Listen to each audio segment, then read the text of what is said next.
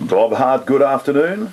Good afternoon, Denis. And Matt Preston, the legend. Good afternoon to you. Yeah, I'm a minor legend compared to you two boys, but I do feel like we're at the conference at Yalta with Stalin, Churchill, and Roosevelt.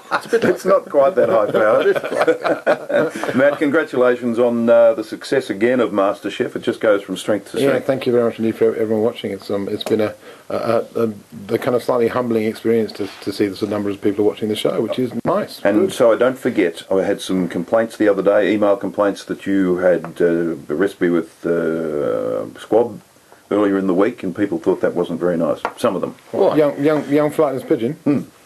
They didn't like the idea of eating squab. They're raving mad. They're the most delicious birds I knew on you'd earth. say that. Absolutely nuts. You know, I've never eaten it. Tell me, get a life. It's magnificent. It's probably the best game bird in Australia because we can't treat our other game birds well enough to make them delicious. We're not allowed to age them, but squab doesn't need to be aged. Beautiful. And you know, you'd certainly ask the question, wouldn't you? If you're going to eat veal, if you're going to eat lamb, if you're going to eat small animals, you might eat a small pigeon. I think it seems a bit ridiculous. I draw the line at foal, though. No.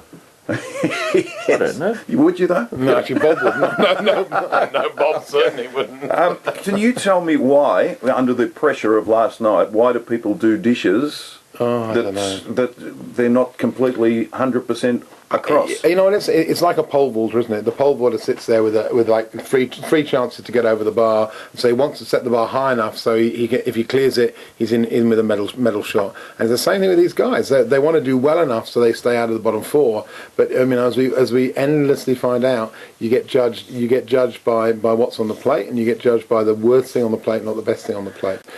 In our finale, you'll see a little bit of a taster of a show we're shooting at the moment, which is Junior Masterchef, which is kids 8 to 12 cooking. And can I tell you, the food that they are putting up it's been bedazzling and bedeviling us in terms of how do kids that young actually cook that well. Bob, you would be amazed at how good that the young talent in Australia is. I reckon that some of these kids we've seen could have won a spot in the top 24, the senior top 24. That is extraordinary. Have we completely underestimated people's passion for food? Have we been missing the point for years? Well, I think what's interesting. You haven't. You haven't. No, we've been going on about it, but I think what's happened is that it's been bubbling under, and it's been pushed by people like Jamie and Stephanie Alexander, and it's kind of just burst through the surface. Junior Masterchef, Senior Masterchef had 6,000 applications to be on the show. Junior Masterchef had 5,500 applications. In the UK, they only had 2,500 for their junior version. So that idea, I think what's really exciting, and you'd understand this, Bob, because you've been passionate about getting kids to talk and appreciate good food for years. But this sudden notion that we're getting not a generation of foodies, not a generation of kids who want to wear a cravat and how should we say, get pretentious about food. Troubled kids. No, ordinary Aussie kids who just want to just be in trouble. They would be trouble kids. Ordinary kids want to get and I don't know, make lemon curd or all the stuff that that you used to learn for your grandparents. I think it's really, in terms of, it's really exciting if we can get that generation to cook. Brilliant. You two were talking about in the commercial break about the latest fad in Australia, and Aaron's been talking, as you've used it a lot. He's always talking about it. It's not a fad, Dennis. It's not a fad, but the latest thing that's in the phenomenon. Phenomenon. Yeah, look, and it's weird. It's one of those things, isn't it, that you tend to find with food that lots of people tend to get excited about things at the same time. We've got Aaron talking about Chipotle chilies. Bob walks in today with a fantastic can of Chipotle chilies. And Bob, explain what Chipotle is and kind of how it's used. Look, it's fantastic. Chipotle is a jalapeno chili which they dry, and once it's dried, they then smoke it. It's a Mexican product. And then once it's been dried and smoked, they reconstitute it in a tomato sauce called adobo, and that's what you get in the can. So you get these soft, fiery chilies with a wonderful smoky background in a rich tomato sauce. And I use them. I mix a bit of mayo.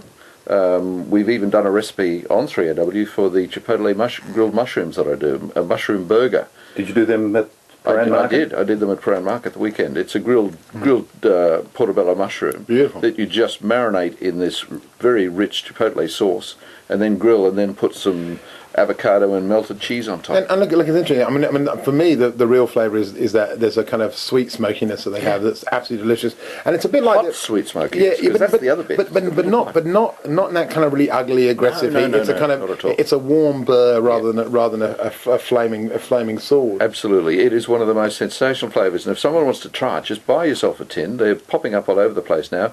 Take a couple out, chop them up, and mix them with some Best Foods mayo.